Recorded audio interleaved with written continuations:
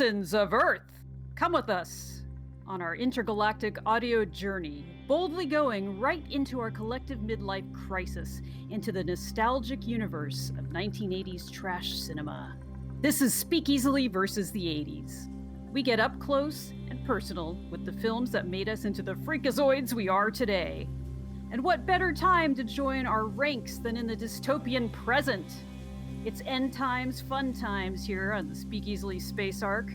We want to invite you to be part of our eschaton celebrations, so put your doomsday party hat on, drink our Kool-Aid, and strap in for this wild ride.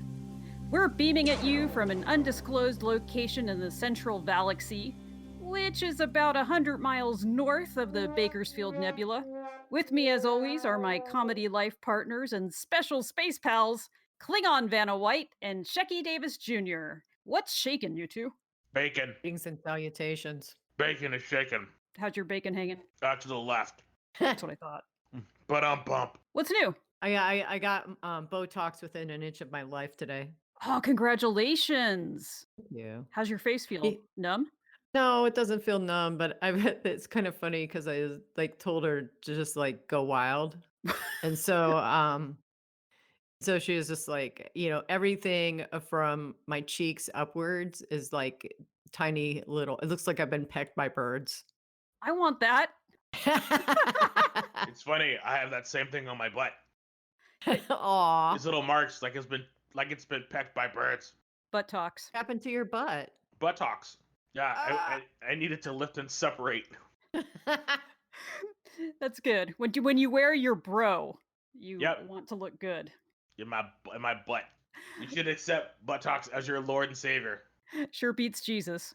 Today, the Speakeasily Space Arc actually made an emergency landing in Los Angeles to pick up our good friend and fellow nostalgianaut. He's a cosmically talented musician who's worked with Cat Power, Alan Vega, Gossip, Kat Von D, and Delta 72, just to name a few. He's a composer of synth soundscapes that will blow your mind. He's a DJ, a music show host, and a connoisseur of 80s movies. He sounds too good to be on the show. No, I don't know if we could afford You're right. him. I think he left, actually. It's like, fuck these people. Come on, we don't pay people. Yeah, that's true. Or at least not. That's true. We're not going to pay him. Please welcome Gregg Foreman, aka Mr. Pharmacist. Hello, how you all doing out there? Welcome. Great. Hello. Oh, we're out there. I can't. It's hard for me to keep up with that intergalactic dialogue, but I'll do my best. Yeah, I think I pulled something. Our dazzling repartee. It's just so everything. How's LA treating you these days in our strange days? Well, it's not dissimilar from the movie we're going to talk about here. There's Indeed. people who are basically dust beings and zombies, and a few survivors that somehow made it through the version of the comet, as it were. Here, I'd say you're a survivor. I am. I survived in a underground bunker made of steel, which prevented me from turning to dust. So I take it you guys did too. So We did, did. except I snorted myself. well, apparently in the timeline of science fiction movies, we are placed squarely between Blade Runner 2019 and Soylent Green, which is 2022. So we have to look forward to Children of Men, 12 Monkeys, Demolition Man, V for Vendetta, and Event Horizon, and way down the line, Planet of the Apes, followed by Dune. So we are in a good Fuck. place. I happen to wish that LA looked more like Blade Runner at this point. You should just Deal move to with what we Tokyo. Yeah, you're right. They that's where they have that fabulous robot restaurant where all the robots sing and tell a story to you. They fight each other too. It's actually extremely noteworthy. And they're Sounds also fun. they're like naked and like you can eat your dinner off of their tits. Or am I thinking of a No. The different place? robots? Yeah. No, that's not the one I went to. Oh, okay. Jesus. That's the one I went Making to. stuff up. Yeah, Odessa. I worked What? at that one. Yeah, Odessa in New York. Yeah. I was the naked robot. Okay. That's where she learned It, about buttocks. we had to clean her off with a hose every night. It was so sad. Yeah. Oh, Get the fire hose. oh Silkwood dear. showers every night. Oh dear. To irrigate her little eyes. So sad. Ow. Um, so since we're talking about the end of the world, what's going on with the music industry? I mean, you're professional. I worry about you, and Uh, I'm on the retail side. We're fucked. But yeah, I what about know. the performance side? Performance side is going to have to shift and change because I don't think anyone would want to live in a universe without music. At least I Yeah. wouldn't. And so coming up, like one thing I'm doing was like working on a record with Kat Von D, and we basically quarantined together for several months, 4 months, and recorded. Wow. Peter Murphy's on the record from Bauhaus, and Huh. Vampira is like from on the record from Beyond the Grave. And What? Oh, wonderful. yeah, she's friendly with the Vampira estate, so they let her use a recording for one of the songs, Oh, and that's fantastic. something that no one's heard before, so it's unreleased. And, Wow. and then this coming up, doing like a live stream with the band LA Witch, playing second Great. guitar and Nice. keys and stuff like that. I produced one of their records, so out of the blue, they asked me to play with them. But also, I've been getting a lot of sessions like during this, believe it or not. Like, in fact, some musicians I know are like, "You're the only musician working, really," you know. So I'm Great. thankful for that. I'm so thankful. It's like steady work. So I think Oh, good. I think that most musicians right now, the music industry is going to have to reinvent itself um, until we're through this. And then, like when 2021, 2022 happens, I think musicians are going to, so many people are going to want to tour that only probably the biggest bands are going to get shows for a while. You know what I mean? Oh, so you think there's going to be like no mid-sized or small shows? There's going to be no mid-size or small venues. I don't That think. is a very good point. Yeah, a lot of them aren't coming back now that I think about it. No, like here in Yes. LA, the Satellite closed. Yeah. Which used to be Spaceland, which was appropriate for this show. Yeah. Slim's closed up here, so yeah. Yep, there's a lot closing. So, but Tons of places are closing in Austin. really, I'm friends with the Yeah. guys that own Hotel. What's it called? Hotel something or other. It's the Black Angels people. They own a hotel. Oh, it's like a venue, I think. I love them so much. Actually, Klingon and I went and saw them in Austin together. Yeah, they're so great, and they had Austin Psych Fest for years, which is now Levitation, and Right. I played it for like the first bunch of years, played it every year, and then the one year I didn't play, they had like a torrential storm or something happened where it was shut Yes. down, and they had to Your fault. scramble. My fault, yeah, because I didn't go. That year was Um, horrible. I was there for Noir City, and um, I saw a bunch of people I knew in the airport who were there for yeah, Levitation, and I was then the I whole was thing supposed to exploded. DJ. I was supposed to Oh, DJ, and they were like, "You know what? It's canceled. Like, so if you haven't left yet, don't come." You know. So right. people went. They scrambled to put it in venues like little events in the little venues like what's the venue that used to be on Red River and now it's somewhere else? Emo's Austin. It used to be on Red River Oh years. yeah. They Yeah, had they did the Black what are they the Black Angels. They performed at Stubbs Barbecue and we saw them. And Oh, that's that's where we also were. on Okay. yeah, that's I also on Red River. I played at Stubbs with Cat Power like in 2000. In the backyard with the barbecue. Yeah, Yeah, yeah, it's exactly. fun. It was I was eating meat at the time, so it was great, but not these days. Good for you. I'm really happy to hear that. Full Oh, on vegan. Almost. I'm still like my cheese a little bit. That cheese is Heyo, really rough. It's heyo, hard to yeah. get up. It's hard to Yeah, get you up. do. heyo. I'm here all week. I'm providing fresh material every damn night. So but LA is probably the same as San Francisco and everywhere else, where it's just kind of like people in the news, friends from England and places like that, have sent me articles that are like mass exodus from Hollywood leaving LA, and I don't see that myself. I don't know anybody who's exiting, but people like friends are talking about it, like going somewhere more less populated, more mellow, I guess. I It's a wanted good to thing to get do during plague times.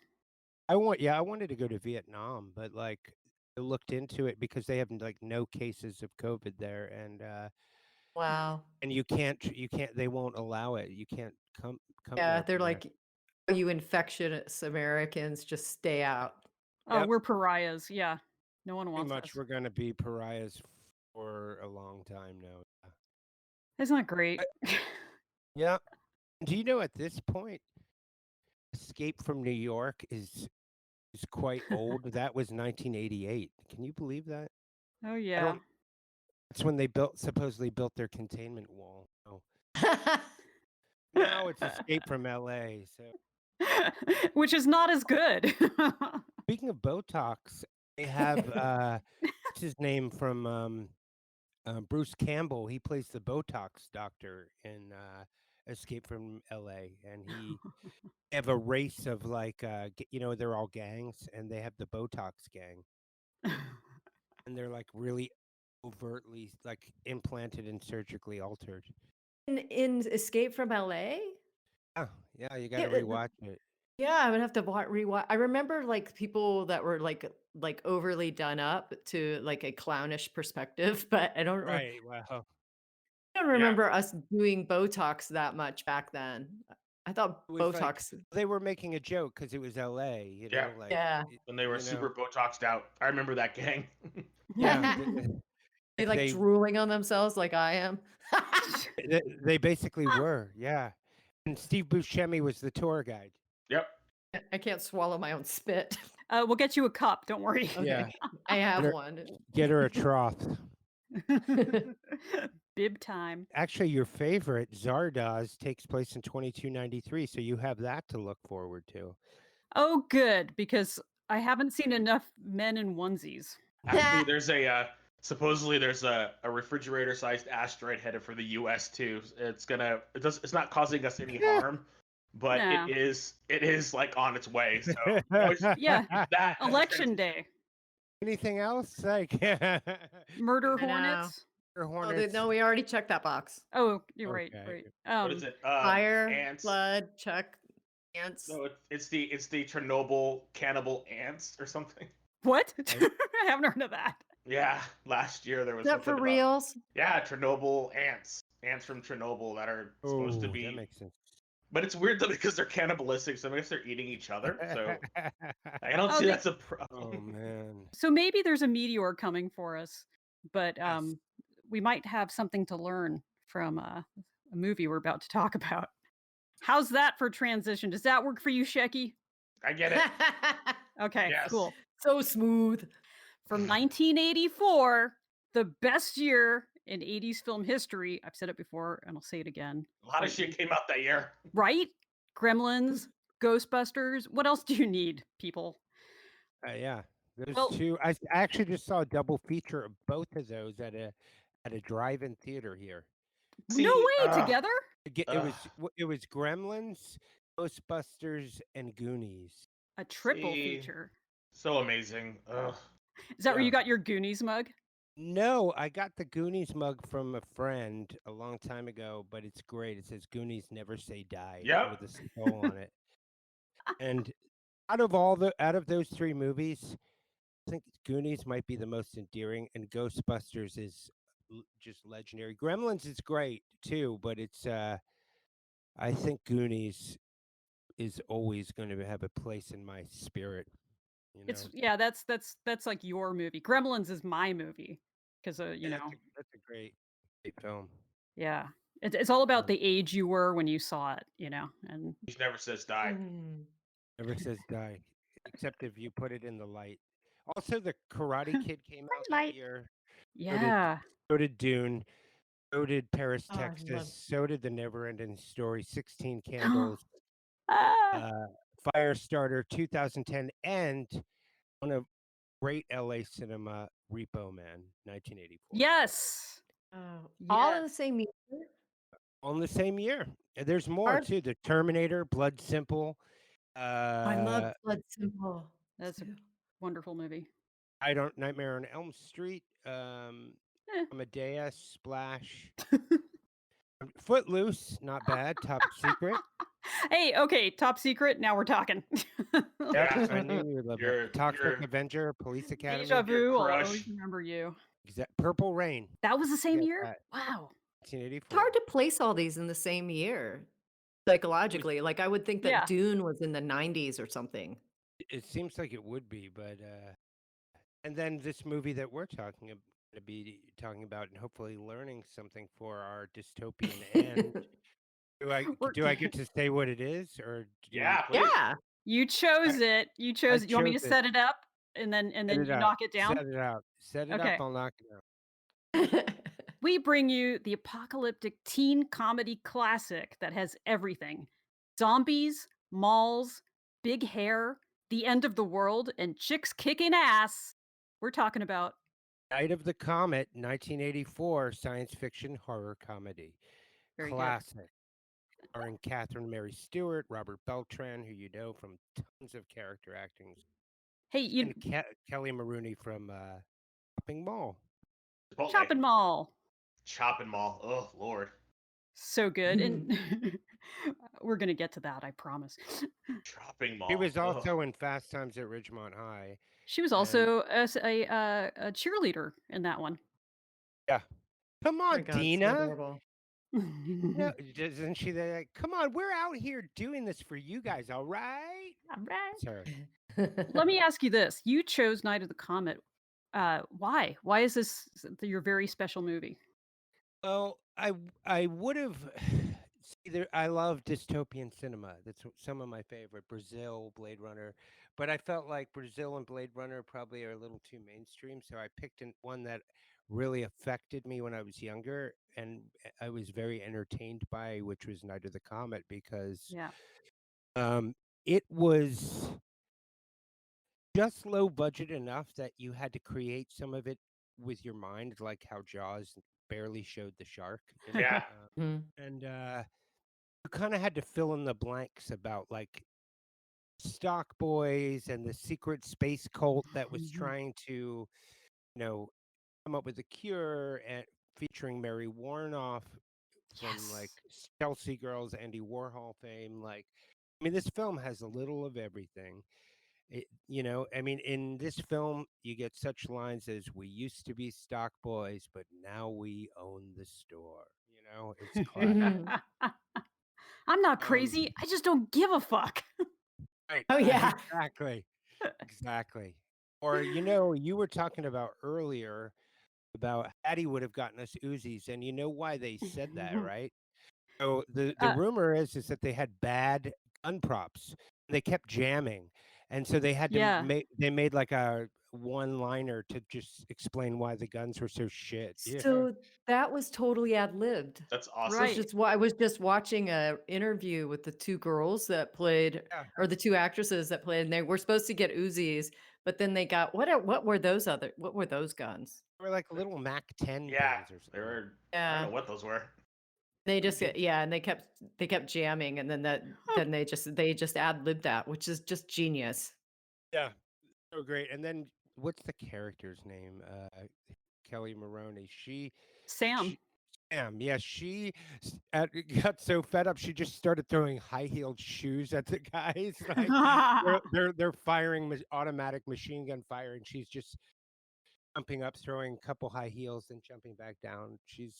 And what I heard was her character was the source material they used for Buffy the Vampire Slayer. Really? Oh my God, wow. I totally saw that. She was totally feeding me, Buffy the Vampire Slayer precursor stuff. Yeah, they Totally. say just- that Yeah. influenced Oh, the it was creation of Buffy Summers. such a little which- badass. total badass. They And both are. That's one of the Yeah. greatest things about this film is that it's a horror film, but the women are not victims. They are exactly. totally kicking ass the entire time and can stand up for themselves. And they don't need help. Because I think their dad, apparently the rumor was or the story is that their dad was like a big vet. He's out like Yes. in fighting a war, probably some private war, and He's with the they learn. Sandinistas. Yeah, he's with the Lord. Sandinistas. Placing this firmly in the 80s. Jesus. It's always the Exactly. Sandinistas. It's always the Sandinistas. You know what's weird? Side note, I heard. So I was watching an interview with Andrew Eldritch from the Sisters of Mercy. Side note, he was talking about. Sidebar. I don't know how he got away with this, but back then he was talking about how he was really in pro war in the Middle East, and What? I was like, ooh, how did that one slip by? And he's wearing a shirt that said Bush Noriega. It was very Wow. strange to What? me. I'm a real big fan of the Sisters of Mercy, but like this was like Yeah. it must be tongue in cheek because like he doesn't You, seem you never know though. Like like that's the thing. It's just like I always want my childhood heroes to just remain the characters that I've experienced them as, like as musically or, actors or whatever. Because the second that they open their mouth, they're so much less interesting sometimes than, it's very rare where they're as interesting as they were the characters that they play because there's usually idealized versions of, people that they're playing. yeah. God, and it just ruins it. So you never Oh, know. He might really have been in Bush Noriega. yeah, I just try and hope for the best. Look, I Yeah. got two words for you. Johnny Ramone. I mean, I think there's been right wingers in subculture all along. We just don't want to talk about it. Nope. Yeah, I think that was one of the I mean, I know like Linda Ramone lives down here and she's cool and you see her everywhere, but like I have heard that he was like a Republican and the rest of the band were so not that, you know what I mean? They were Right. so like Mark Bell used to be a voidoid, and so Yeah. and then he became Marky Ramone. But like, I've just been watching, speaking of the 80s, late 70s, like Smithereens, which is a great film with Richard Right on. Hell and another strong female lead. Um, but this movie, you're right. It's really great because there were some films like that. But if you go back and watch some of your favorite 80s films, you get a little cringe-worthy. They're Oh my god. That's the story of this podcast. Yeah, it like really Yeah. is. like John Hughes films, especially. You're like, how did she fall for this abusive bro that like I mean, Stalker, weirdo. Yeah. yeah, it's all of it. All of it. That was romantic back then. Our previous episode, we did Valley Girl, and we talked a lot about like the stalker as a romantic, How and about him how hiding in the shower while yes, women were coming to use the bathroom and he'd peek up every time? He's basically watching people on the toilet, essentially. that's Waiting his for thing. He's getting all Chuck Pink. Berry. So bad. so bad. The good thing about that film, in my opinion, besides all the LA footage, was first off, the main actress's name is Deborah Foreman, so I hope somewhere that I'm related to her. You must Um, be. then they had the Plimsolls in it, playing A Yes. Million Miles Away, which is like Uh, just one of those 80s songs. And with Peter Case, who was in The Nerves too, Yeah. hanging on the telephone. So hopefully it's okay to like bridge music into this. Of course. of Too. course. That's the Yeah. best part. And actually, Valley Girl and Night of the Comet are pretty closely related, and there's references to Valley Girl inside this movie. So, Really? yes. Tell me Let's about it. we're going to get there. Let's move chronologically because we're going to get there pretty quickly. The movie opens in outer space, which is ridiculous. Like I had to go back and watch the beginning Yeah, again just you're to right. remember. Yeah, like which movie does this belong to?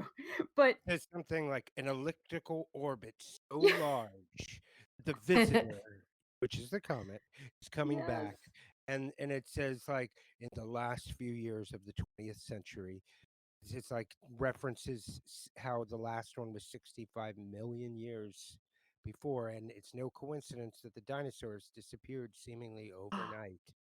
So it's And the same comet.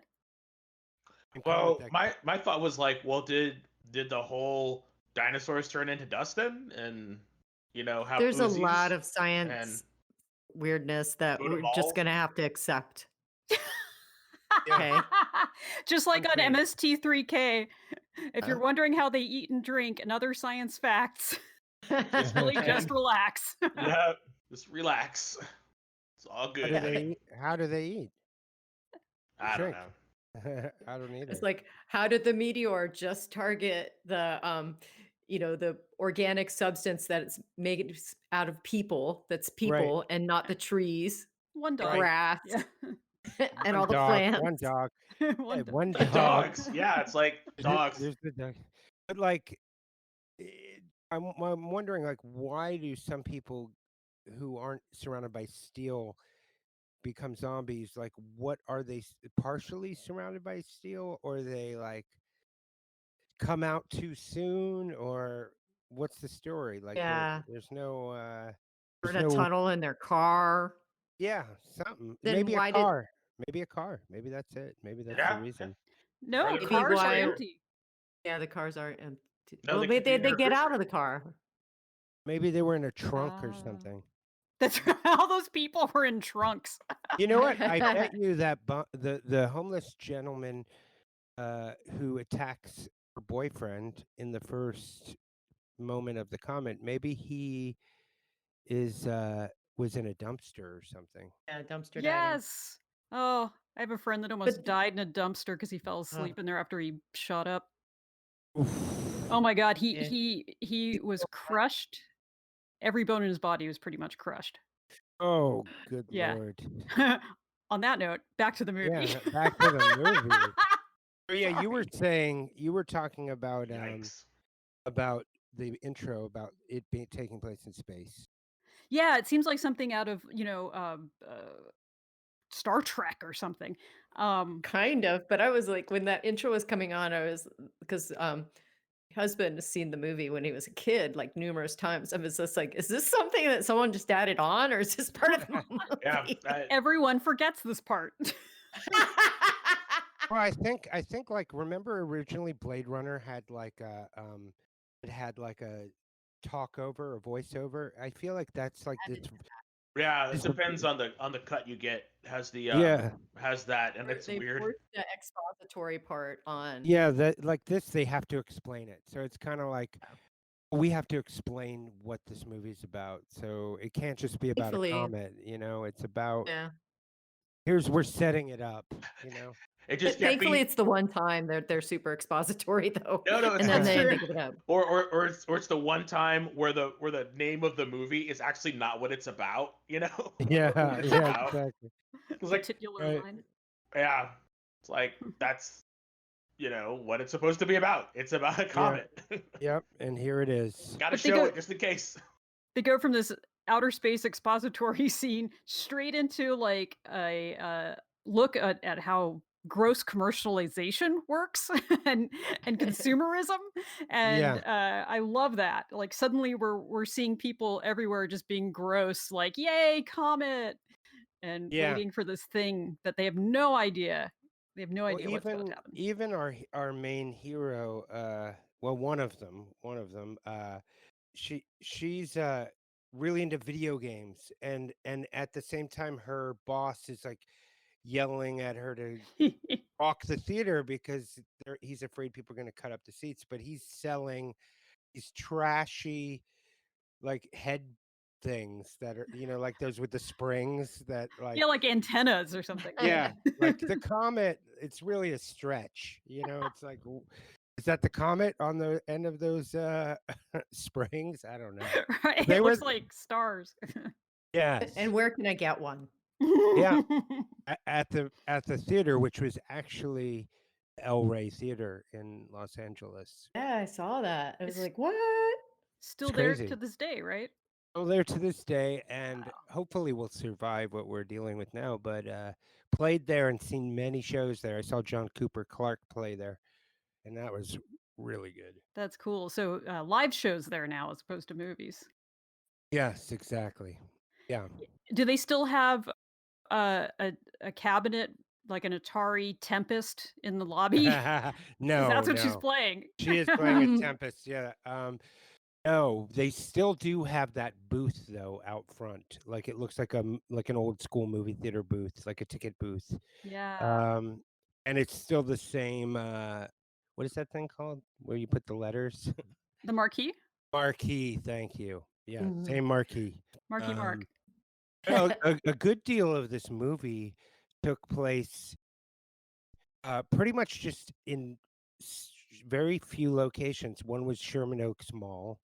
One Yeah. was which I think that's where Chopping Mall took place Yep. too. Sherman Oaks Galleria. Exactly. And the exteriors were all like Third Street, Hope Street, Third and Hope. Like even the end when they're like, well, I don't want to get there yet, but they're really using this one little area for externals. Make it easy. Let everybody go home at night. Yeah, That's exactly. all, right. That's all downtown. It's literally right by the Santa Ana Freeway, the 101, and where it meets the 5, You or got all where Californians there for a second. I know. Totally. it's right where the 101 meets the 5. You take that all the way to Calabasas. Told you, it's amazing.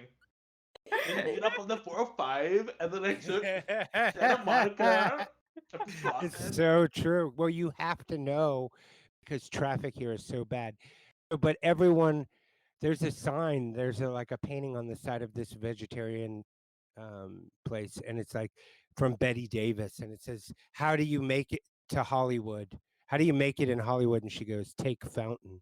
You know what I mean? Take Fountain, because that, and GPS will fuck you here. yeah, exactly. All right, so what's next on our journey through this film? Well, we find out that Reggie is, a terrible worker because all she wants to do is play Tempest. Yeah. She's obsessed. And fuck her boyfriend in the booth. I knew That's I right. loved her. Yeah. Well, after my own heart. You, I But like. she, So but after she, my own heart. you, I like, but she has terrible taste in men because he's kind of a douche. He's like Tommy. He's he's Tommy Tommy. from Valley Girls. Yeah, right, exactly. So there's That's one who it connection. is. That's right. Oh, Damn. wow. That's who he was. I thought he was from Fast Times, but yes, he's Tommy. Gosh, that makes so much sense. He plays the same guy. He's essentially like selling her out like for $15, like That's right. because he's waiting for a film. He had to go deliver for 100. Her cut was 15, and that included sleeping with him. Which she says, she's like, so I'm getting $15 and I have to make it with you. And Hey, he's she like, sold herself that way. yeah, she's cool. I mean, got popcorn. she got popcorn. Popcorn. But she's, I mean, the way she said it, though, I felt like she was going to do it anyway. So She's Yeah, got you're right. agency. Okay, that's the thing about her. Like there might not be any scenes where they're not like the two women are not talking about men. Like it might not pass the Bechdel test, but these Right. women are in charge of their sexuality. Like they're That's boy right. crazy because they want to be boy crazy, and That's they kick right. ass because they can, and they want to kick ass. You are 100% right, and that is why Night of the Comet is so great, because Yes. I think what we have seen historically in other movies is not. This might be a precedent setter, like, if it inspired Buffy, then it inspired probably lots of other stuff, and Oh yeah, so much after Buffy. where yeah, does so Aliens fall in this? okay. Is that in the 70s? Well, Aliens. Alien, the first one. Well, Alien, the timeline of Alien is 21, 22. And that is actually not that we're talking about it, but tied in with Blade Runner Yeah. It's because true. because Wayland Wayland and Tyrell Altani? Yeah. and Wayland and Tyrell, because Tyrell died in 2019. And then if you follow the Blade Runner history, not that we're talking about that, but we are a little bit. There's a blackout in 2020 where all digital information gets erased for the most part, and so people like Uh, there's like a big major blackout. So, but Wayland, then there's the other guy. Who's the guy in Blade Runner 2049? The one Oh, that I can't remember his name now. Ugh. he's the one that what's his name plays Jordan Catalano. That's a great Yeah, act. what's his name? Jared Leto plays him. Yeah, he's Yeah, the blind, the kind of blind guy. Wayland took over and he bought that he bought like the or he's took the patents for like that's where all the androids that you see in Alien, and I think when oh yeah, Winona was one too at some point. Um, yeah. He's one of uh, those feeling ones. Yeah, yeah, they're Feel this. replicants. and they always do everything wrong. They always are self-serving. They're like always should probably take this sample back to Earth. Let's just do it because and everyone always dies every time. It's just like, Yep. oh, his name was Wallace, Neander Wallace. You know what? We should probably go to the planet that we know has killer aliens on it and bring the embryo back just because. What could go Maybe wrong? what could go wrong? First, it was Paul Reiser, wasn't it? He was the real Yep. fuck up, the first one. Ian Holmes was the replicant who fucked them all over. Yeah, and The first one. yeah, that's right. That's right. You're so true. And in Aliens, what's his name who was in That was Paul Reiser. okay. Oh Yeah. yeah, yeah. I think There he went was back to them. who played Bishop? That was the one. that I'm Lance thinking- Hendrickson, fantastic That's the actor. guy. Oh, Amazing. Fantastic. Best. Yep. Does this And, answer your question, Klingon? Well, yeah, we went sideways. We went into the Blade timeline, Runner. the fictional timeline, but I was like, what when it was shot, because I was like, were these badass girls a precursor to gosh, No, what is Ripley. Ripley? Yeah, and You're then probably right. Ripley was the Alien was actually shot in 1979. Oh, there you go. Yeah. But Yep. they're just like, oh yeah, strong female characters actually do sell movies. Yeah. So Mhm. Ripley probably inspired these two. But they're just yeah. such cute little jackasses. Yeah, I too. love them Yeah, so they much. Definitely. they are I some love tough 'em. Valley girls. Yeah. Yeah, don't I fuck with like the how valley. I love how Sam is like always mouthing off to the stepmom, like, "Oh, what would Dad think about you putting your hands down so and so's pants?" You know? Oh yeah, the weird little fist fight. I loved it. I was just like watching it for the first time. I was just like, when the stepmom slaps her, it's like, slap her back. And it's just like, I bam, know. And then just she right does. away. Yeah. But then she hauls off and punches her and throws her across the room. I was just like, oh Yep. man, That was rough. yeah. Well, they definitely subverted your expectations for Valley Girls. Absolutely. They Did were you kicking know- ass. Did you know that like one of the stock boys, I didn't know this till just today, was in a lot of films. He was in Straight to Hell and Repo Man. Yeah, Dick Rude. Dick Rude, yeah, and he played Mhm. Duke in Repo Man. Yeah. What's Kind of a hot name. Duke? Dick Or Rude. Dick I, Rude. I like my Dick Rude. Not really. Right. So meanwhile, she's getting slapped. Sorry, Sam's getting slapped by her stepmom Doris over in the valley, while Yeah. Reggie is at the El Rey, like getting it on with Larry in a sleeping bag. And Yes. there's like Doris is throwing a party, and she's pretty insufferable, and she's probably cheating on the the colonel or Father. the dad, Colonel. whoever he Colonel. is. The colonel. I like The how you mili- just gave him a rank. He's a military guy. I don't He's the know. colonel. He's the colonel. All right. Like Colonel Clank. Does he have Yes.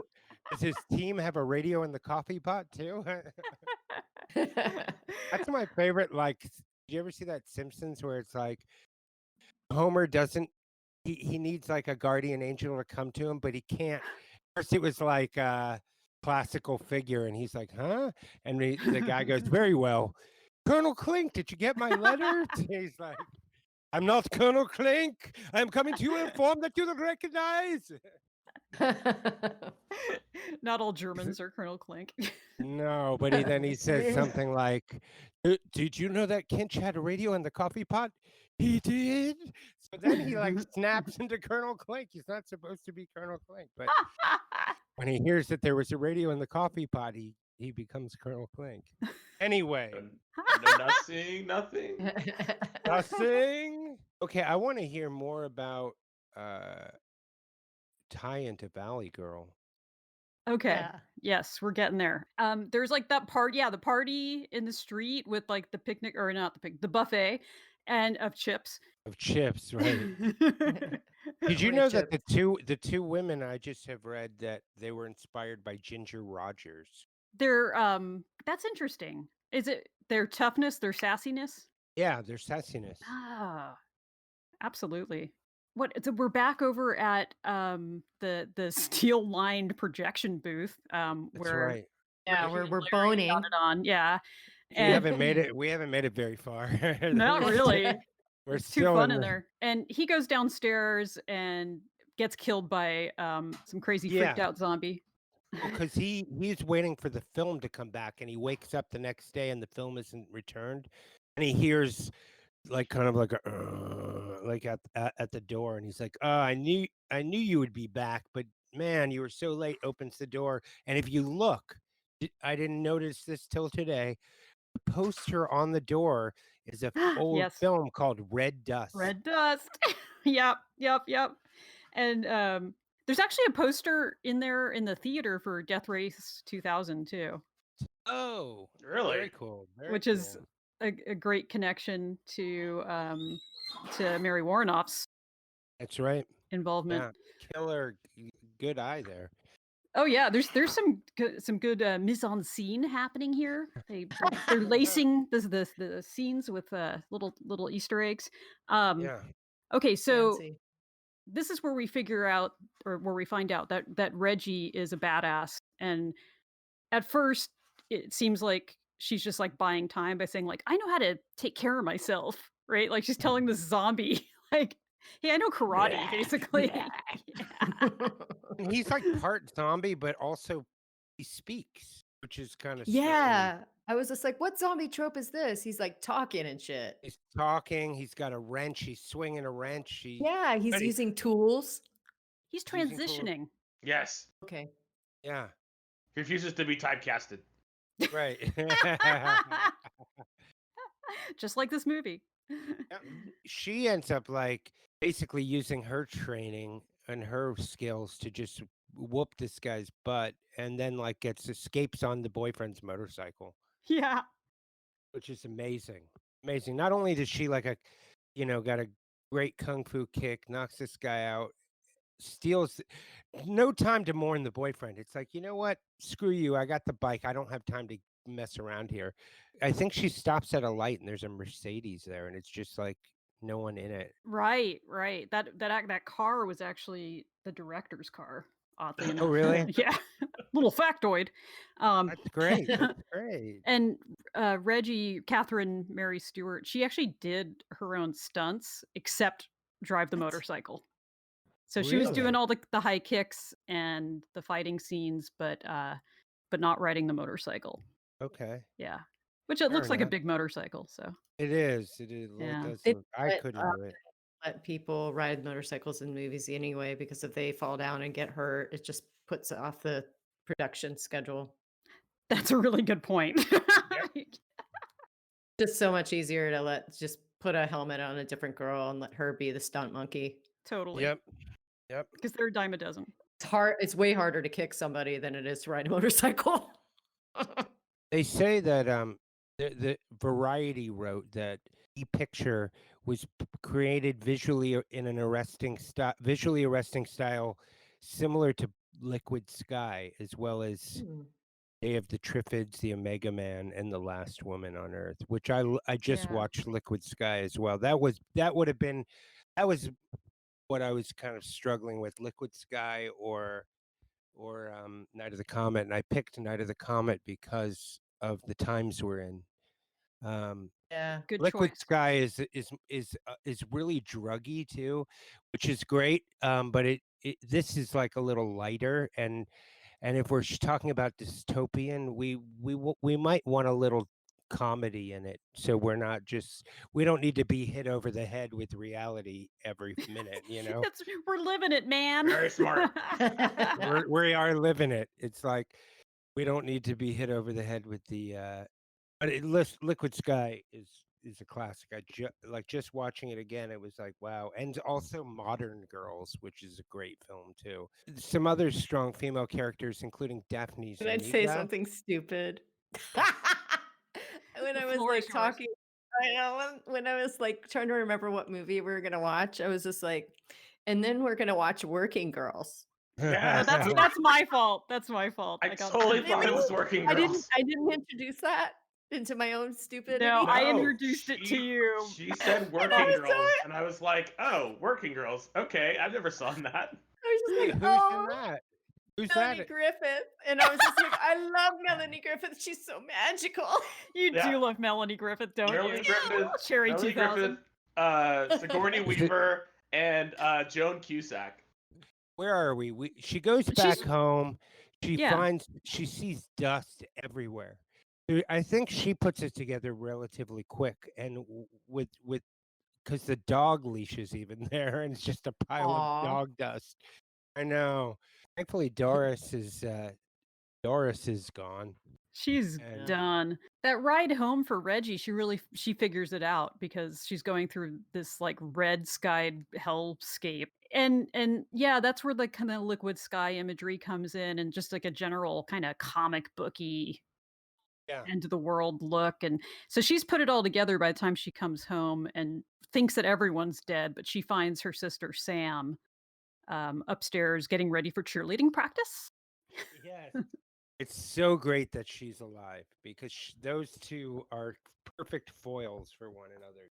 I was being so annoying too. Like I kept on bugging my husband. I was just like, is she still alive? Is the little sister still alive? Is she still She really did. Well, Yes, I did that later. I asked him like 4 times. And she's not coming back, right? He's like, she better not really be dead. Is she really dead? my only problem with the film, though, is like I think the actor who plays Hector is great, and he was Raoul, right? From reading Raoul. Yeah. Absolutely. I felt like he might not have been the best actor for this role, but like I would have loved the brother from the Richie Valens movie. I love that guy. Robert Beltran, who played Hector, he is a graduate of Fresno State. Go Bulldogs. Are you serious? I'm fucking serious. Wow. He's from Bakersfield and Wow. like did the theater program at Fresno State, which, having done a little time in that particular department, more power to him. That bad, huh? Yeah. It was like non-existent, you know, so I can't even imagine when he was there. But I think that's just kind of funny. But yeah, we meet Hector because the sisters are banding together and they hear the radio station is playing, and they're thinking like, well maybe the DJs are there. And so they go to they go to the radio station, and it's all automated. It's just like tapes playing that were set. I mean, it is Saturday. We find out it's Saturday. So It is maybe Saturday, that's but why. it's also Christmas time. We have to keep that in mind. Right. Yeah. It's 11 days before Christmas. I don't know what the purpose of why that's important, but there's Let me something tell to you why. Let me tell you why. I don't know either. Please. And this was pointed out to me. This isn't I'm not good with the math, so I didn't figure this out. but 25, 11 days before that is the 13th, Friday the 13th. That's when the comet hits. Oh, really? Math. Very What? cool. Very cool. Math. I Wow. never would have put that together too, because math has Yeah. never been a strong suit for me. Me But neither. like, Right? As Barbie said, math is hard. let's think about this though. When we were in It school, we would did all kinds of math. How often have you used like trigonometry or algebra in your life these days? You know? I never used it then. Exactly. Yeah, Thank you. only to pass college classes. Yep. Exactly. I And I did, managed to skip all the. I did like Like, finite mathematics. Like it was like remedial high school math. me in too. college. That is Google everything. my sister does say though, like she's in the medical industry. She's like, "Well, I use it." I'm like, "Well, shut up." Good for Yeah. you. Well, Good for you saving good. lives. Yeah, Yep, he's saving saving lives and shit. Shut the fuck up. So the sister, so Sam is just like going on about like how she's got to get to practice and this and that and fell asleep in a shed or something, right? That's Who how does that? she wanted to run away from home. She had nowhere to go. So she went into the shed. The shed must have been steel. I guess there are several steel sheds. They used to have those, and they were like prefabbed. You know, like my friend had Right. one to store a lawnmower or something. But it wasn't So completely steel, maybe. yeah, exactly. You're right. But doesn't she later? She starts itching. Yeah, but she also is prone to rashes, as she says, and sees a Of That's course. true. dermatologist. So, there's plausible Ah, deniability there. But we're at the radio station and they're checking out these tapes and everything. And Sam decides that she kind of wants to be a DJ and she's like going through the records. And she holds up a record and she throws it behind her. Do you know what that yes. record was? I saw it and was like, "Oh my god, that's amazing." No, but I can't remember. It's the Valley Girls soundtrack. No Of course it way. is. One that's worth Yes. lots of money. The Oh highly my god. collectible, rare Valley Girl soundtrack. Oh She my just god, that's throws amazing. it over her shoulder with complete disregard. Disregard. Yeah, but that's like the Yeah. ultimate reference to Oh my Valley god. Girl. Or do you think that they were? They obviously they were self-aware of that, but like, what is the connection? Just like L.A. Like maybe this is Probably. the same universe that Valley Girl existed. Just It was actually put out by the same film company. okay. And they kind of wanted, like, can you guys make another Valley Girl? I and, see. and so the director put in all these jokes. Okay. Yeah, Including the boyfriend. exactly.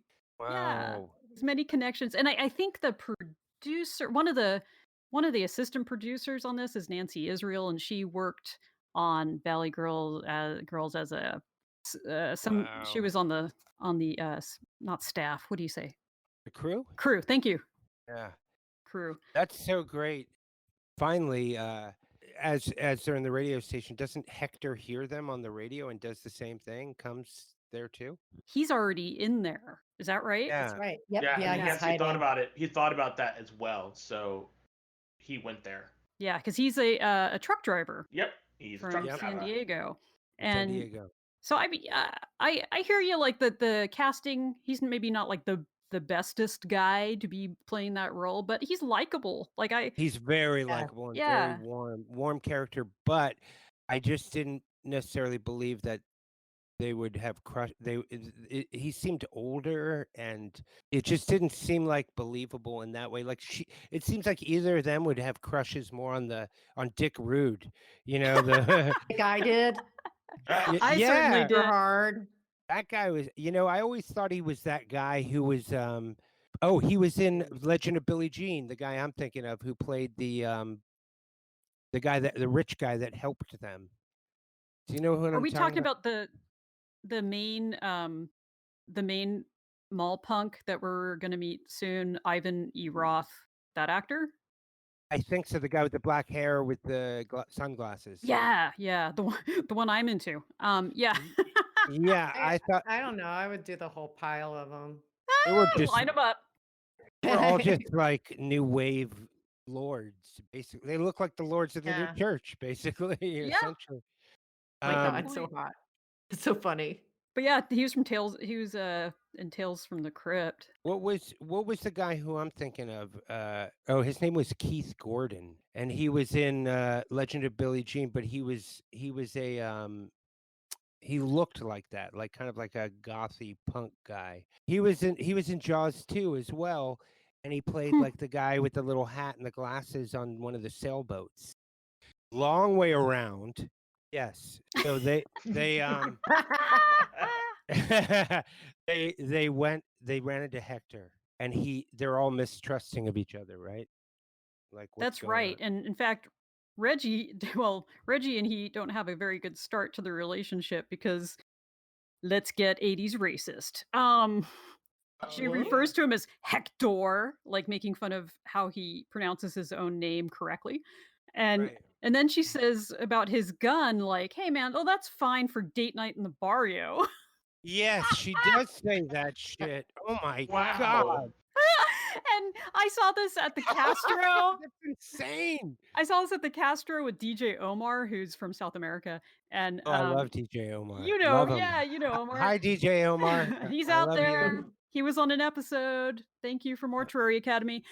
So good. Oh, did you finally watch it? Yeah. I've been after you to watch that movie. So we just looked at each other and we're like, only in the 80s, you know? Like It's just the eye roll cringe-worthy moment, but I guess you're right. In the 80s, people were not as hip to being kind or politically correct in cinema. Celluloid yes, stuff was up for grabs.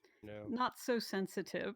But I guess No. Not at that's all. kind of the point too. But like this is Well, she's our hero, and she's like saying shitty things like this. yeah. Well, she's like, it's 80s. Her and her sister are like kind of two sort of well-to-do white girls from the valley. Yeah. So they're Yeah. kind of like probably raised by their racist. Stepmom.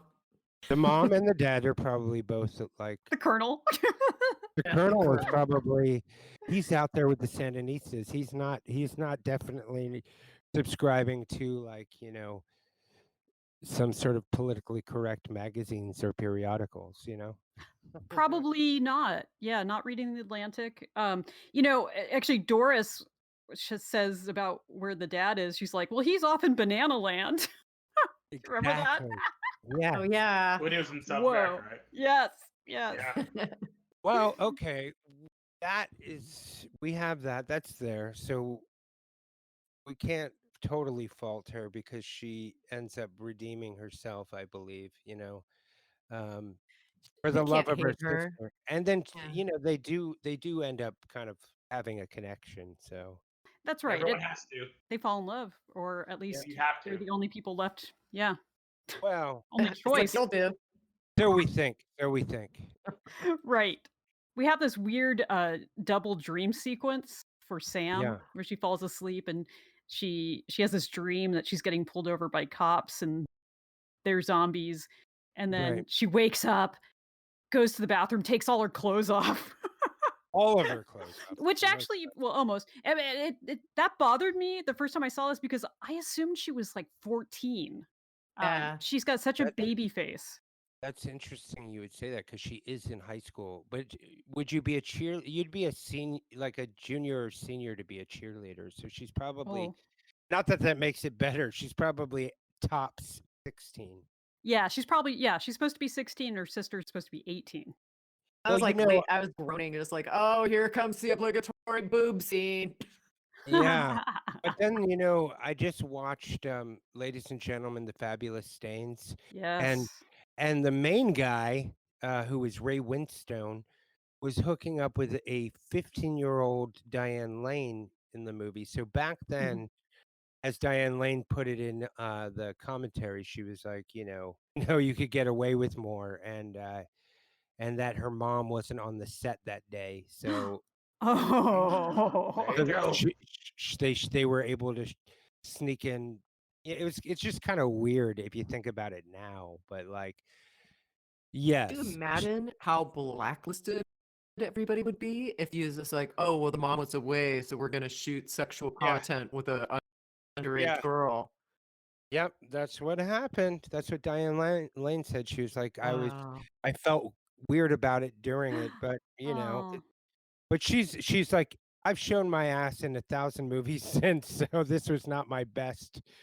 I think she was just uncomfortable with it, and I think like not this is the great, but history of Hollywood. Yeah, Hollywood, yeah. But Hollywood. this woman, she takes her clothes off. She kind of does like a sink shower, um, which is kind of what I thought was happening, But they didn't really need to like go scene. But I agree with you; it sort of bothers some tiny bit. But then Um, there weren't any boobs, so you were just like, okay. no, yeah, yeah, Then it turned into this fabulous trope of the horror dream inside of the horror dream. Yes. exactly. And then Yeah. and then Hector's there, right? He shows up. Reggie goes to like, kind of calm her down, and he comes in like, "What's going on?" He's Right, right, right. Yeah, what's up? What's going on? And then they have their whole thing, and then what do? They leave the radio station to do something else. right. Well, so Reggie and Hector have their connection moment in a separate room where they Right. sort of talk like real people.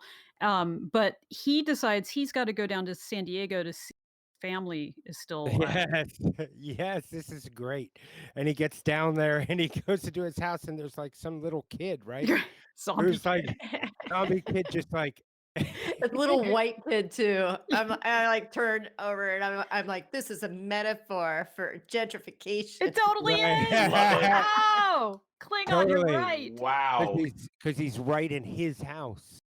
That's right. Little white Barges and kid. in. He just And throws him through the air too, right?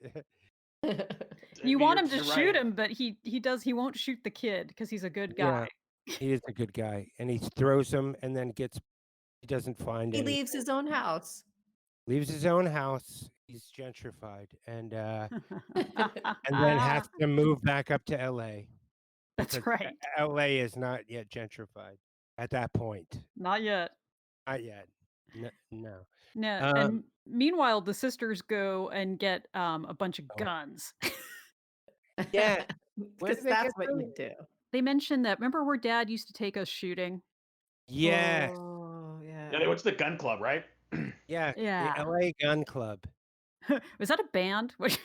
That is a band, but it's also a shooting range. It's called the LA Gun Club. I'm sure that's where the band got their name from. It must be.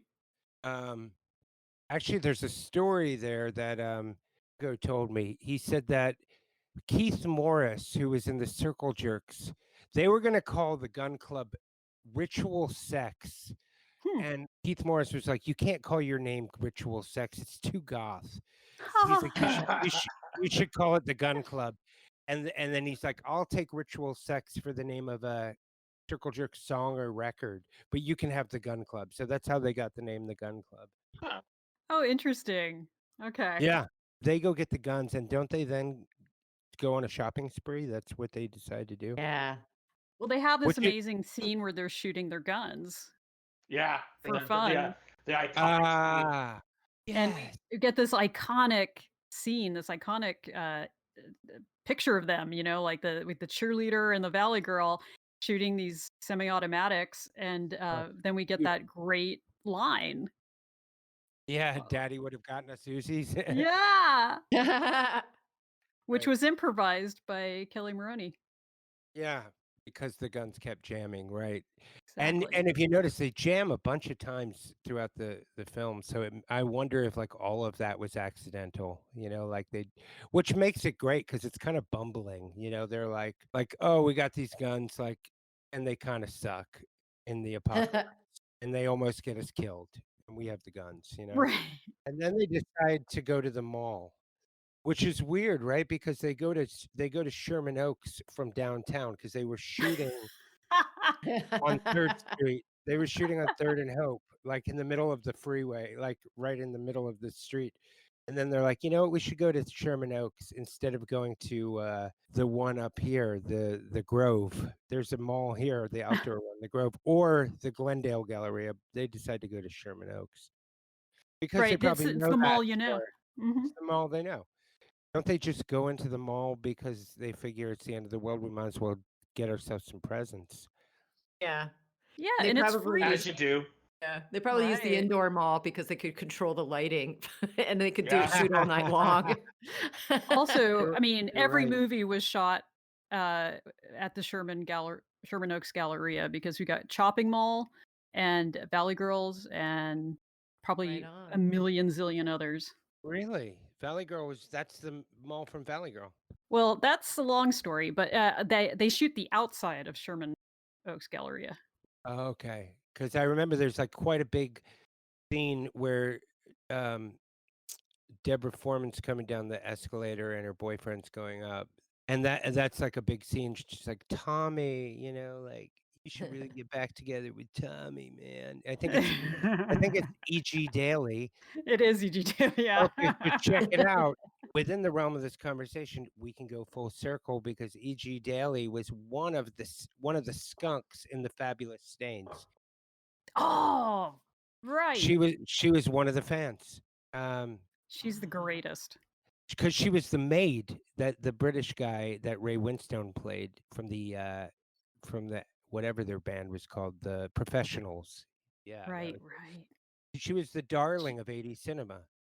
That's so true. And she always I played kind loved of her. an outsider, like Yes, that she's I love her so much, and I wish that she has a fruitful comeback as a strong lead. That would be amazing. Oh, I agree. Someone needs to sort of resurrect her career, although she's probably busy working and things we haven't even heard of. But Yeah, Hopefully her and doing a ton of voiceover. That's easy. And she just rakes in the cash. oh yeah, with right. her little voice, totally.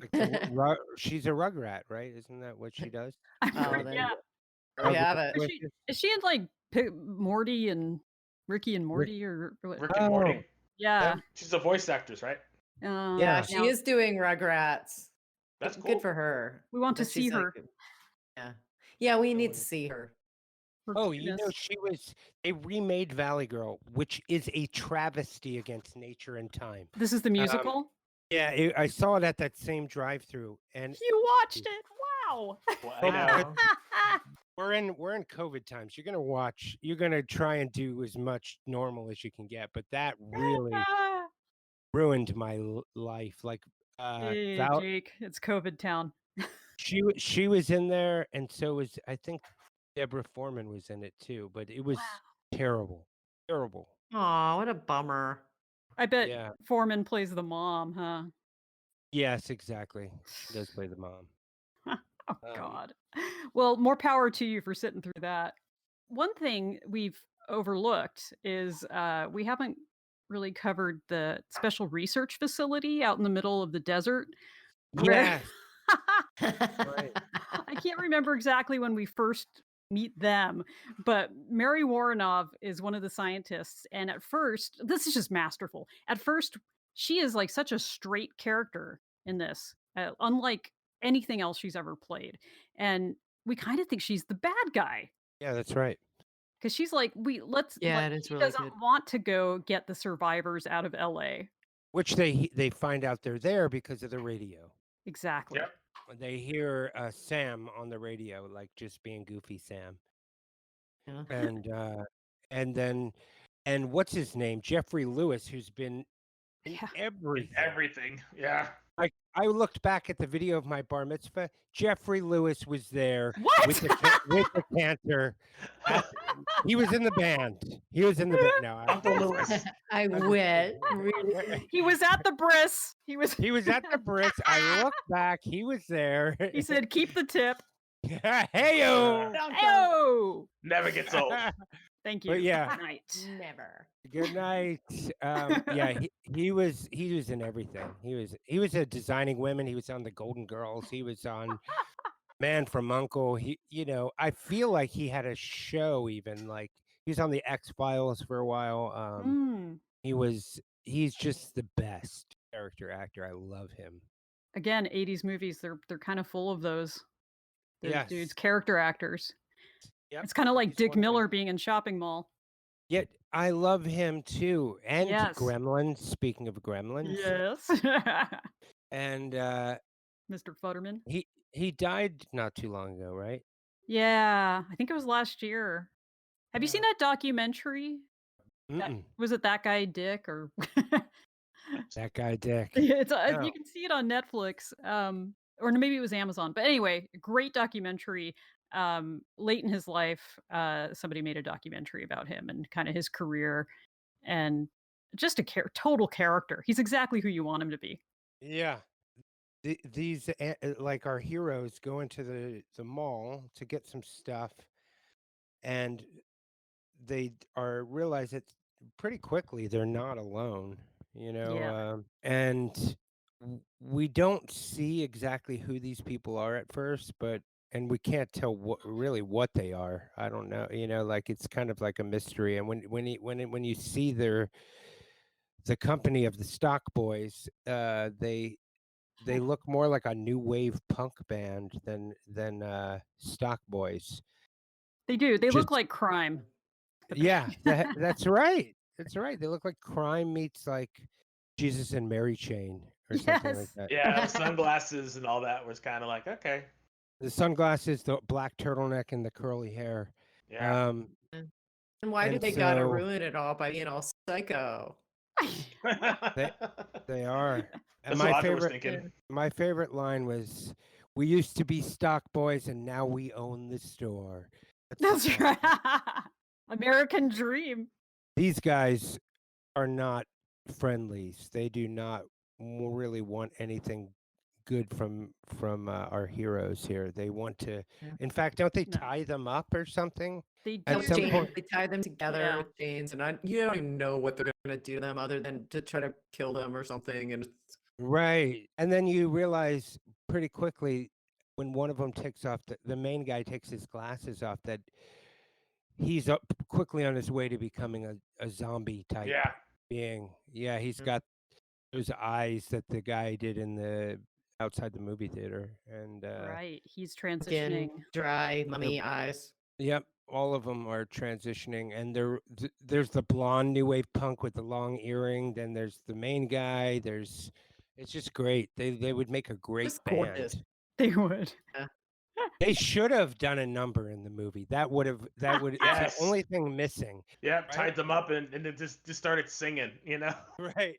Like they had their set up, like their band set up, and they did like just some sort of punk rock number or Yeah, something. like the end of Mortuary Academy.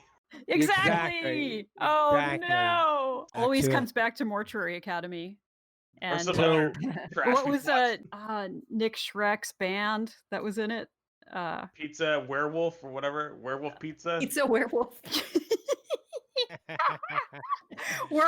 Radio Werewolf. Radio Yeah. Werewolf. Yeah. I thought it was Yeah, Pizza I like Werewolf. Pizza Werewolf way better. Sorry. So good. Oh, wait, I forget. How do they get untied? Okay, so the researchers, Mary Warrenoff and the other guy. And baby Huey. Yeah. Baby Huey. Oh, yes. They Aw. come and save the day. They like shoot the punks. I think at least Reggie and Sam got one or two of them, or at least one of them first, right? Because he says something like, we don't take it kindly to you killing one of us," or something like that. Or Oh, she think- takes one of them hostage. oh yeah, that's right. Yeah. And hostage. then Willie, the crazy head punk, Yeah. shoots his own guy. Yes, that's right. Yeah, Thank you. Bam, you're really good at this. Takes a copious amount of notes. that's correct. Yeah. He shoots the only blonde one, and so then we're stuck with 3 brunettes. And Klingon's really good with that kind of thing. Yes. Yeah, I'm good with that. I'm good with that too. I think that probably like is it was a a waste. subtle. Waste of a perfectly good white guy. Yeah. Oh my God, what is that? That's John Better off Cusack. dead. Yeah. Wow, we're really talking about all the greatest 80s films. Really great, 'cause it's not just about Night of the Comet. It's about the celebration of 80s cinema, which I've really been digging back into lately. And like 80s radio too. Even if you didn't like the artist, if you go back and listen to 80s radio, like just the bands that were on it, they were all good. Like even the stuff you don't like even like some hard rock or whatever you may not have liked, like I go back and I love like Debbie Deb. I love like soft cell, the Oh, pop stuff, Madonna, It Duran sounds good Duran. now. Yeah. Yeah. it gets super nostalgic because it's just like who what cologne was I wearing back then? Who was I boning? What was happening? Wow. Oh, that was when I was really pretty and young and I was stupid as fuck. Yeah, I looked exactly the same. We had the same eyeliner, the same Cocteau Twins bad haircut, and as I do right now. Actually, it's a little more Jim Jarmusch these days, but it's just because of laziness. But I think I'm gonna cut it right now. You know, I caught it. I have caught it since those eras. My cut your own first hair.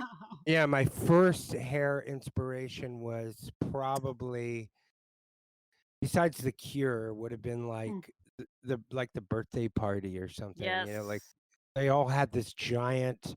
It was like a more I'm so ferocious impressed that version you of The cut your own Cure. hair though. Yeah, well, I mean, it's the haircut that allows that. It's like there's really no wrong way to do it. There's room for error. There's room for Yeah. error. I mean, just look at Blixa Bargeld from Einstürzen and gosh. Neubauten. Mary Warnoff comes. You like how I kind of like reel it Yes. back. Oh, get reel your it fools back on track. Yeah, help Um, us, please. You think that she's going to give Sam the shot because Sam's itching, but you're right. Sam just has rashes and is not infected, probably. And Yeah, it's just rashy. she's just a rashy, and has a little anxiety. That's okay. Who wouldn't? Rashy And teen. and then gives her just like sodium pentothal, I think they say. I turned to Jeffrey and I was like, did she just euthanize her? What just happened? That's what you're That's supposed to think. That's what you're supposed to think. Then And then he wouldn't tell me. then she goes up and Sam falls asleep. They kill all the bad guys. Then they go back up to the radio station, right? And Mary Warnoff's like kind of chatting with Hector, like, "Hey, all right, yeah," and like gives herself the shot. But I think She she gives gives herself the deadly shot. the deadly shot, and she Yeah. slowly dies. But they take before that happens, don't they take Reggie and Sam to the outpost, the secret cult hangout, right? Reggie is taken away in the helicopter to the research facility. Right. That And yeah, Sam stays. Stays behind to be euthanized. to be euthanized. Exactly. So they think, and then the kids that they find are there too, and it turns out that the people at the place are just there to try and use survivors as organ donors, right? To juice them. Their blood, their sweet, Blood, sweet right. serum. Because they've I was all like- got a little bit of poisoning, zombie poisoning, because someone left their air vents Air open. vents open, Okay. yeah. Yeah. Where I was just like, okay, I just got to be on for the ride because the science does not add up. So they're in an underground No. bunker that looks like it's in a tin building, but for some reason Right. they get poisoned because they left the fans on, and but somehow a cheerleader in a shed outside Survives. That's it. That's it. There you got it. Yeah. There's the science. What's the problem? I know. Shut up. They're scientists. They leave the vents open. They think about all this other stuff, but they leave the vents open. But it happened in Alien too. They do. There's always some bumbling thing like, we'll bring the specimen back to Earth, regardless of how many people it's killed, and we'll leave the air vents open. Right. Frankly, it happens. It happens. Yeah, we're gonna ignore protocol and bring this person that's obviously infected back onto the ship. Yes, exactly. Exactly. Mary Warnoff passes away sadly because I love her. Yeah, as we figure out that she's the good one. She's the when good she one, died. and would have made quite a team with Sam and Reggie. The three of them Yeah, I would think have so. ruled the earth. Good point. She And said that she was gonna die anyway, though, so she was kind of taking the easy way out instead of turning into a zombie and killing them. yeah, She I was think really sh- protecting them. Mhm. that's true. And she must have like had secret affinity for them. And then Hector and Sam sneak back, and I don't know how they find out where the place is. I guess she tells them. Yeah, she left it in a notebook. Yeah, she wrote everything Mary down. warned us. She said she misspelled a bunch of stuff, but Yes, yes, That you guys attention to rule. detail. Rule.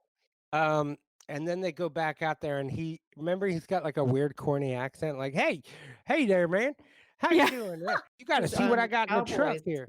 You should Yeah, never right. do that. Yeah, You'd be like, tell me what's in the trunk. I'm not going yeah. over there. Well, he But says, of "Do you course, you like girls or something like you that?" like And it was like, girls, huh? yeah, like he's got a girl in the trunk, and then he does. He does, and He wasn't lying. she's got a Mhm. gun, right? She's got a gun and kills him, or they like knock him out, or whatever it is. I forget. I wasn't real clear on that part either, but something happens.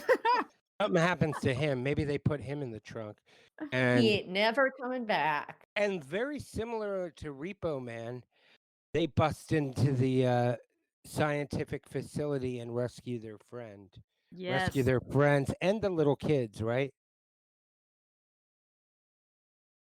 Trope that we noticed.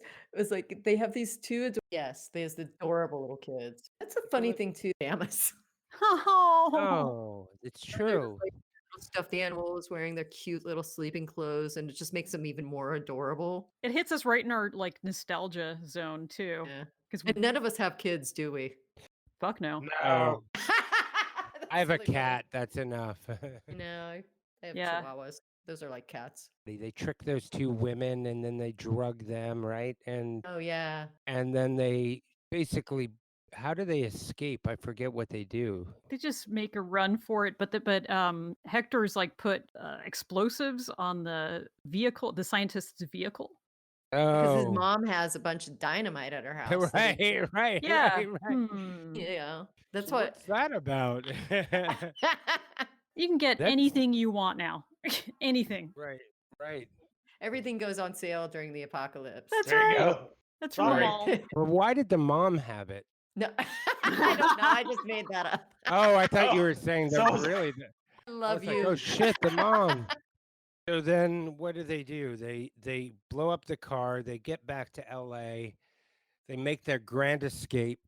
As all those other guys are basically just about to completely turn into zombies. It's nice. And then we find out that Sam, I mean not Sam, Reggie is really annoyed in the beginning because there's somebody who beats or has a high score on the machine on Tempest, and she's just super DMK. DMK, and which stands for Danny Mason Keener. We find out because as they're standing right by 3rd Street by the Bank of America in the closing of this incredible film, a guy just pulls up out of nowhere in a convertible, of course, as they do. It's the 80s. It's the 80s, and he's like the stereotypical like young white guy. Just happens to be Sam's age. It's not some old like. It's not like the Colonel type. It's like just some kid, just a kid in a convertible, in a fancy convertible, and He owns 20.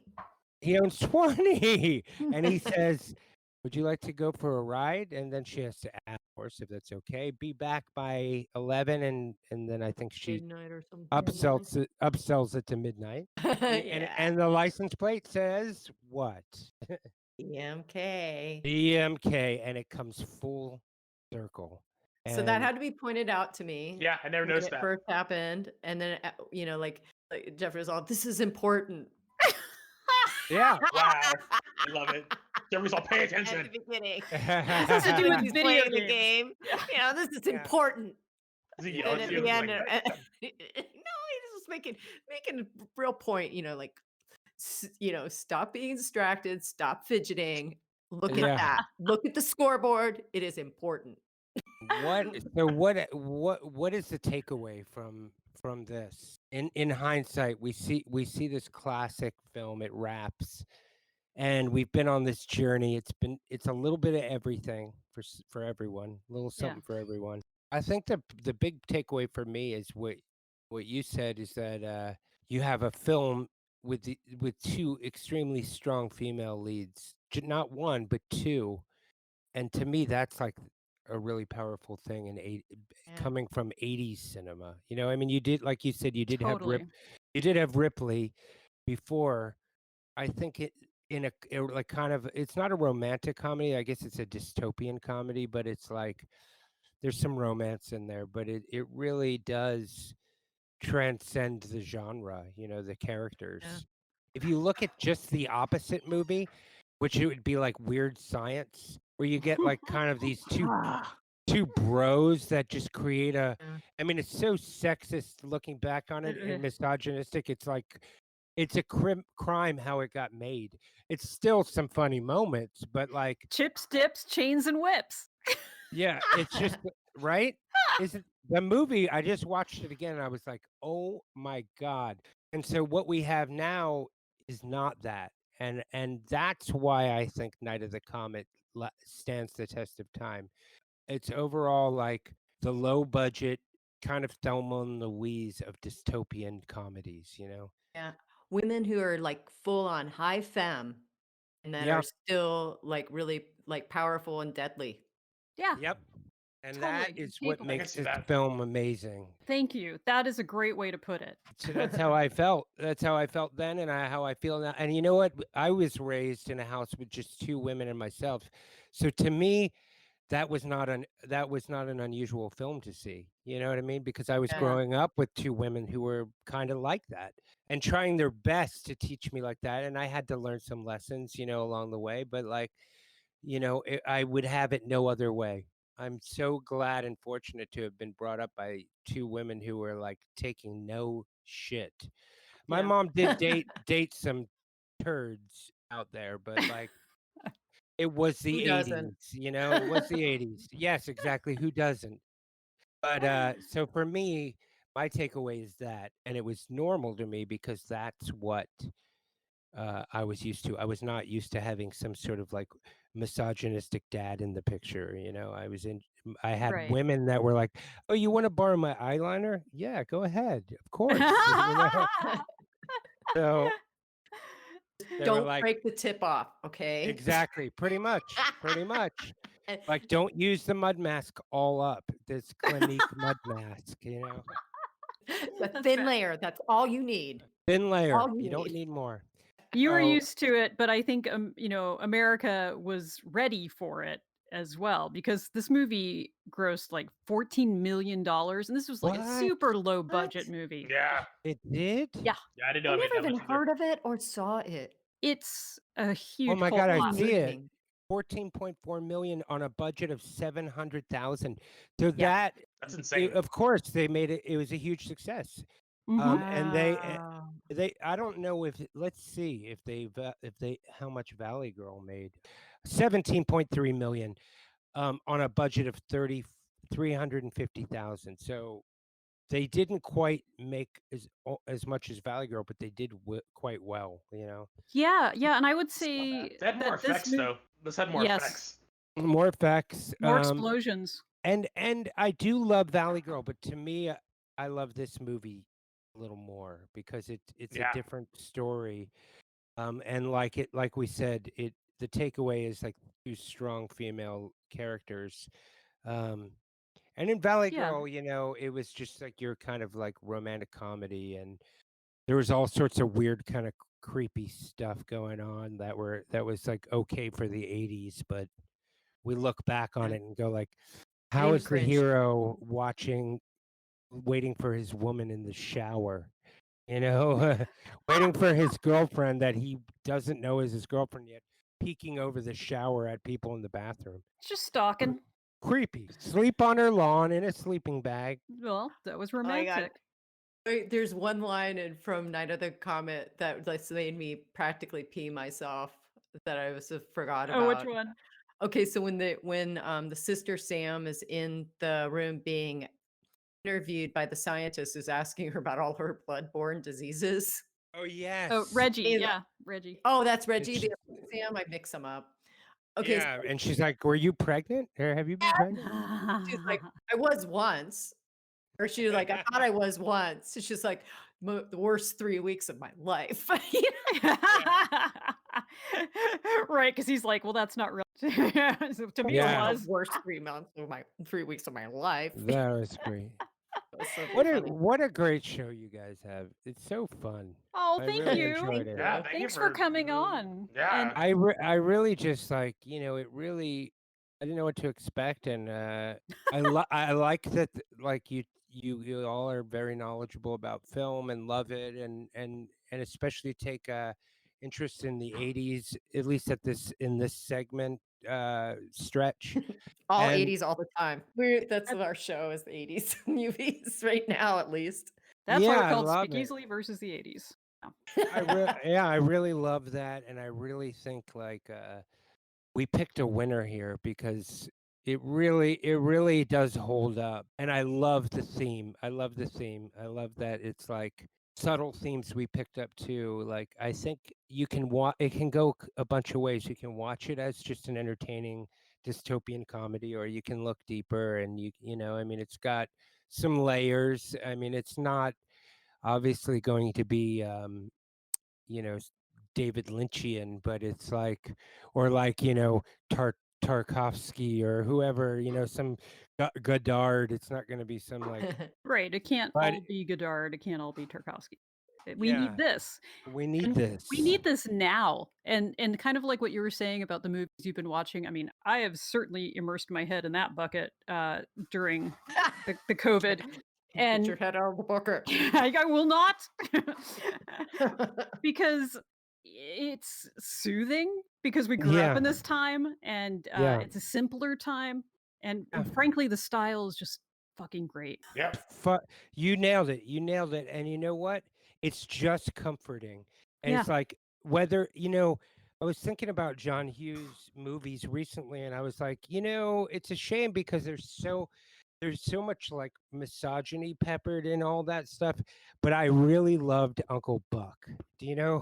I yeah. really loved Aw, because that one is a sweet one. John Candy rules, and it's yeah, there's a little bit of this and that in there, but it's not overwhelming like love him. Pretty in Pink or Some Kind of Mhm. Wonderful, or I mean, I do love Some Kind of Wonderful because Watts is pretty strong. Yeah. Um, but like, and Andy is strong and Pretty in Pink too. But Annie Potts and Ducky are the stars of Pretty in Pink to me. Like Yeah, Oh, Duck, yeah. Ducky's such a lovely guy, and he's the right guy absolutely for Andy. And like, of course, he doesn't. Nice guys finish last, and so she goes with a guy called Blaine. You Blech. know, Yeah. who's like basically just treats her like shit, A total and then trope of the 80s. That same thing happens in so many movies. like Both sides. all the James Spaders. Yeah, and both sides. Yeah, you're right. Gregg Foreman, aka Mr. Pharmacist. Where can our listeners find more of you Well, online? online, I keep a pretty small footprint. But I would say Instagram, I'm Mr. Pharmacist 72, and I usually post what I'm up to on there. And then I have a Mixcloud where I used to do a podcast for Dangerous Minds. Do you guys remember Dangerous Minds? Oh yeah, Mhm. love it. And they used to do a lot more music stuff. And so I had interviewed Alan Vega from Suicide, and they expressed interest in putting that on their website. So I just kept doing shows, and they kept posting them. The archives on mixcloud.com/Mr. Pharmacist. You get like Genesis P. Orridge and Lydia Lunch, and the Zombies are on there. James Williamson from the Stooges, lots of people. Ronnie Spector's on there. Speaking of Wow. strong female leads, Wow. like that was a conversation that to me, those are my heroes, like the Ronnie Spectors of this universe, and Yeah. the Lydia Lunches. Like these are people that had to deal with a bunch of total bullshit in male dominated industries at the times, and they left a footprint that is like absolutely undeniable. You know what I mean? What I'm doing late, like in the near future, is hopefully a tour with Kat Von D at some point. The record and tour will be really great. Like she's planning like light shows and like contortionists and all Oh, kinds of stuff. wow. Like right up your alley, like totally like all that kind of great stuff. And then the music too. And then some stuff with LA Witch, and then just playing on people's records and doing my own. I'm trying to release an EP, hopefully by Christmas, but just like 5 songs of just like John Carpentery kind of synth soundtrack kind of stuff. Yeah. But Yeah, like, fantastic. but thank you guys. You guys rule. Yeah. Thank You you. roll. Thank you for coming on. I will promote this when it comes out and make an actual real post, which I almost never do these days. Yeah, we appreciate it. You can we use your scored. words. I'm going to use my words. I'm going to use my Too. words to promote you. And I Thank want to you. say to our listeners that you too can use your words and promote our show. Please leave us a review on the iTunes, Spotify, wherever it is. That would be great because then more people can find our podcast. And we thank you for listening. And you can find us on Facebook, Speakeasily Show. We have a special people's group on Facebook called Speakeasily Hour Minute Podcast. And yeah, I'm on Instagram as well, Audra Wolfman, whoever that is, because I don't know. I'm Odessa Lil. I don't know who that. Who's that lady? I don't know. All right, thank you. You've certainly been an audience. Good night. Good night.